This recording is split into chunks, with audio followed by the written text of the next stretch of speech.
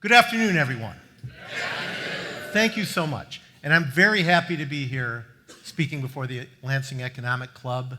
Thank all the sponsors, thank the Chamber.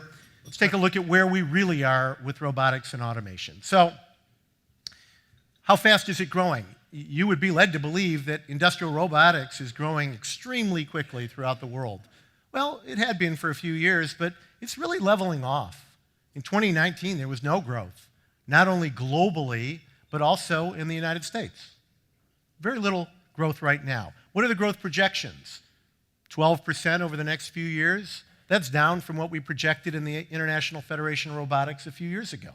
So this is not this hockey stick type growth that you might be led to believe. Where are the robots being used? To me, this is really interesting. As you heard from Mark, the technology was actually invented in the United States. And Michigan was at the epicenter of the machine vision industry. But Joe Engelberger, who was the father of robotics, couldn't get a lot of traction for robot use in the US. One of the reasons was there was resistance, of course, from the unions about this issue of jobs. And so he licensed the technology to Japan. And Japan became the world's largest robot user until recently. And what happened recently?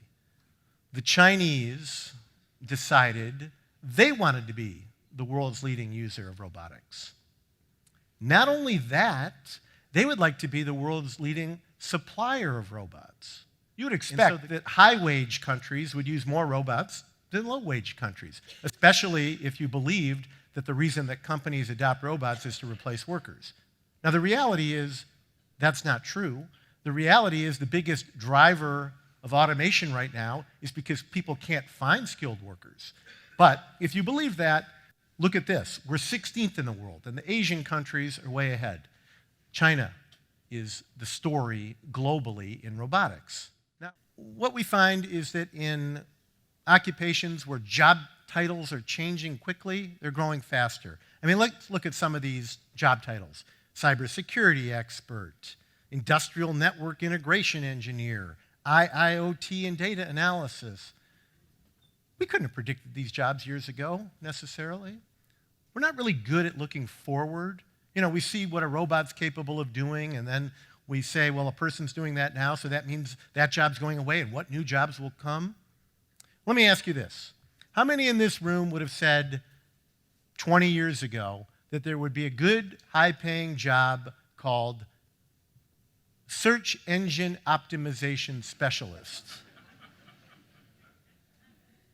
Well, I know my association's paying a lot of money to people who say they do that. I don't know what that is, frankly, but they're doing it, and it's a good, high-paying job. Okay, how about app developer for iPhone? 20 years ago, anybody think you could have predicted that job?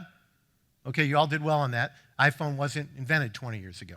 But the point is that app developers are new jobs. These platforms themselves create new jobs. I was blown away by these mobile robots that are at Amazon. But I think more importantly is what doesn't exist. So we have been talking about robots in our homes, right? What do we have in our homes? Maybe some of you have a robot vacuum cleaner. There's millions of robot vacuum cleaners out there. There's a few robot, lawnmowers. But I think if we could get to elder care robots, with our aging generation, could we get to robots that would allow us to stay in our homes longer, assuming that we had our faculties, lend a hand, cook, clean, do all those things? That would be such a great advancement. We don't have that today. We're far off. Toyota is investing heavily in developing these technologies. They told me recently they're 10 years away. So, there's really cool stuff that you can see. I think that digit demo that Ford's doing is pretty cool. But I'm trying to focus on what's not there, what's missing. And for the students in the audience, think about that. Think about what isn't there. How are we capable of using these technologies that we're not doing yet? Cool stuff. So yeah, I could show you all kinds of demos of robots, serving drinks or, following people around delivering food. Those are cool things. But the future is going to be to make useful things that are going to benefit us in our daily lives.